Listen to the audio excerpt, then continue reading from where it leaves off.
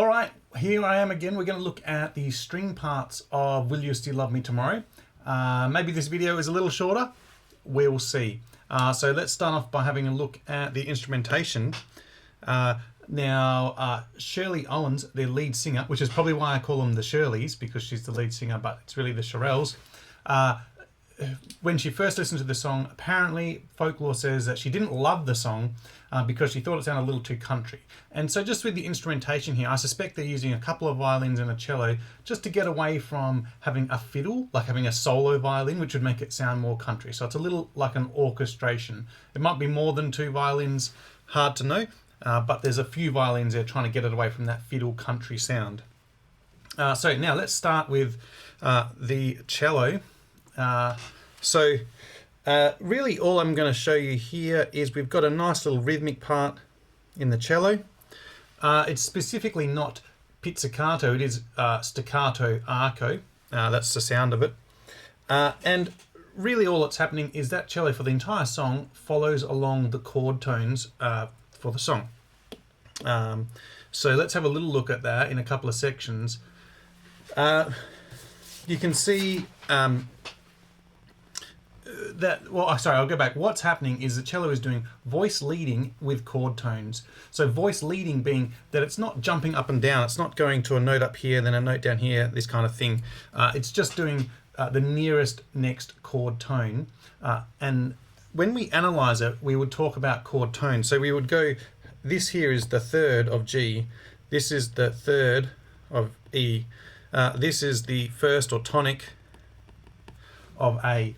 So we probably wouldn't talk about it in scale degrees. So we're not going to go, oh, this is the seventh, this is the raised fifth, this is the sixth, because it doesn't really make as much sense. Potentially you could say in the key centers, so this section is kind of in A harmonic minor, so we could say this is going from the seventh to the first. That kind of makes sense, but just straight scale degrees is not making sense. Usually in context is how you would do it. Now, there's only one other spot in the whole thing where the cello is not playing an accompaniment part. So this is it here. And you can see, where am I? Here. This little phrase here is the only really part where it's not doing a rhythmic voice leading down like a dum, dum, dum, dum, dum. It's the only place. So, I mean, the string section as such is only just functioning as a section. Realistically, the cello is doing its own thing, the violins are doing their own thing for whatever reason. The little rhythmic part in the cello is really unusual. I can't think of another song where something like that is done in this sort of pop scene. Maybe you can, but I can't really think of where it's done very often. Okay, so let's jump over to the violins. Oh, great. So, now, immediately we start with this perfect little composition device. So we've got up here, we've got D, C, and then here we've got D, C, and we've got the same rhythm. So we get this, but the violins are going. So perfect imitation here. Imitation being the same melodic phrase done in a different voice. Now, it's actually not perfect imitation because it's not exactly the same phrase, but I love this because that's really how music or real music works, right? The composer's done an imitation technique with a little bit of flair. And I have a feeling that's why like computers and AI aren't really ever going to take over, because they're going to always miss that little artistic interpretation and flair. It's like the composers made this better than just dead straight imitation. So really nice little start there for the violins. The next one, a bit more. Let's go here. Okay, so I've just changed the format of this. So this is now going down here, down to here. Little sound effects for you there. But that's where that score is going, just to change the layout. I just wanted to change the layout because I really want to point out that we've got another compositional device called call and response. So here is our call, and then here's our response. And that's happening each time. Call. Oh no, I did it the wrong color. Oh, that's going to be confusing. Response. Let's go this color. Call, call, response, response. Ah, it's too late. I'm not going to fix it. All right. Call and response, you get the idea.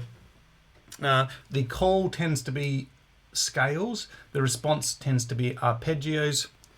And that carries on into the B section. So if I get rid of this again and we move into the B section of the form, which is where we're just coming up to just then, you can see we get exactly the same call and response, but it's much shorter.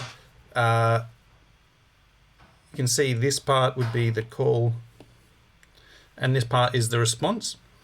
And then it happens again. Where am I? What color am I on? Who knows? Call, response. So it's, oh, I cooked it. So it's going a bit shorter in this section. Now, the only thing here to note, I was going to say, is that this arpeggio, don't get put off by that arpeggio. It's got like a little flare. It's still just an arpeggio. Some quick music theory for you. Just turn my phone off. Is that a tuplet here? This is a tuplet, so you can get triplets, quintuplets, septuplets. They come about because music is in halves and quarters and sixteenths and twos and fours and eights. And so if you want to go from this beat to this beat, and you need 3 notes or 5 notes or 7 notes, there's no musical way of doing that. So the solution was literally to put a 5 over something and say get from this beat to this beat with 5 in between or 7 in between.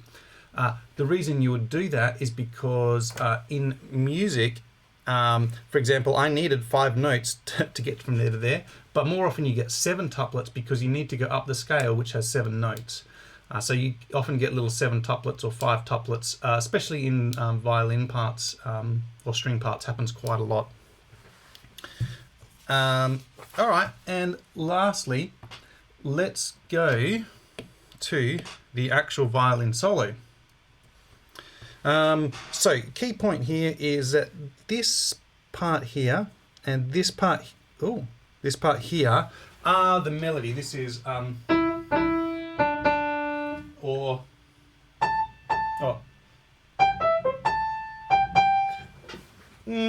reasonable example, but those are the sort of the key aiming points of the melody that we've already heard. This is the melody out of the A section. So we're not abandoning the melody totally for the violin solo.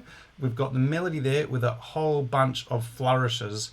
And so you can see here we've got a nice arpeggio, again a nice arpeggio. That 7 tuplet that I was talking about to try and fit a scale in, going from G to G.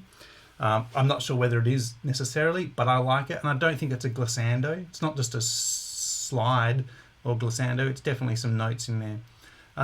The thing that I think is quite interesting in this is that there is also some phrasing. So you can see this phrase line here.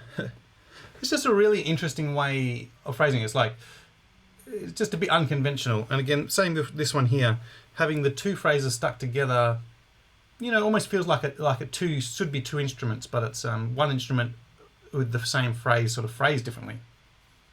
A lot of phrasing in there. Something to think about. And lastly, on this violin solo, again, I've talked about this before in other videos, is that we resolve on a G, so we don't really resolve. It probably would be really easy to have resolved that on a nice C there, and it sounds complete and finished, but the song hasn't finished, and we don't want it to feel like it's finished, so it ends on a G, and I think that's a nice touch. Pushes us into the next section. It's not balanced. Throw that bit of paper away. Lastly, let's go on. Where are we up to? Okay, some questions for you. So, I mean, these are average questions, I guess. Identify the thing, identify the imitation, identify compositional devices, you know, blah, blah, blah. A better question, I think, is something like the next one down where it says, hey, actually write one. Sure, you can find it. Can you actually do it yourself? You know, so if we said, oh, what's call and response? What were the key things? Well, call. Oh, so we've got to do some rests. So that bit there is all the rest. This is our, let's call it a flute part for now. And then I'm going to do some sort of response. What was the response that they used? Well, they used sort of arpeggios. So I would use some sort of arpeggio, you know, like so, a G arpeggio. Where am I up to? And then they kind of used one note above and below. So they kind of went, da, I didn't do my stems the right way, but you know, that's fine. I'm allowed to. I'm the teacher. So yeah, that would be interesting. Can you write a call and response part? That might be a much better question. So something to think about there. You could try the other questions for yourself. Go and identify those things. What else have I got? One more question. Oh, go back. Ooh, wrong one. All right. So yeah, look, these are just some real practical questions for you. Often happens where you've got to work out the interval between, say, this note and this note. When it's across bass clef and treble clef, my tip for you here is to make sure you work out where middle C is. So middle C is there, middle C is there. Those notes are the same, and then put the next note in. So that would be, that note goes up to there, and then you can work it out from there. So then that's -6. And this question down here is a similar question, can be a little tricky if you're not used to it. But my tip is, what chord does this form? And my tip is to work out the notes. So B, D, F, G, and then put it back into triads. So you can't work it out unless it's in a triad. So if it's a triad, or it's too small, I can't do it. But it would work out like that. And then once it's in a triad, you can then work out what the actual chord is. Okay, that is the strings parts done, and I'll see you soon.